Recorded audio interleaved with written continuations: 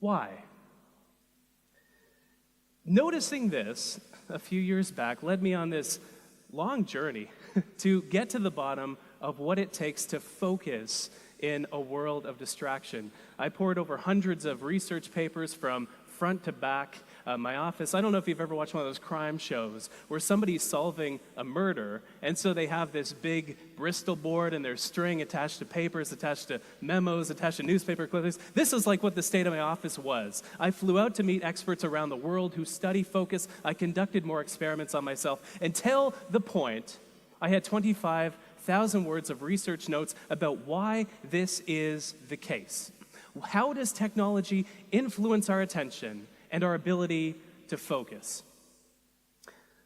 I want to start with the attention spans that we have. This is how we pay attention to the world around us and how much control we have over our focus. The research around this particular area is fascinating.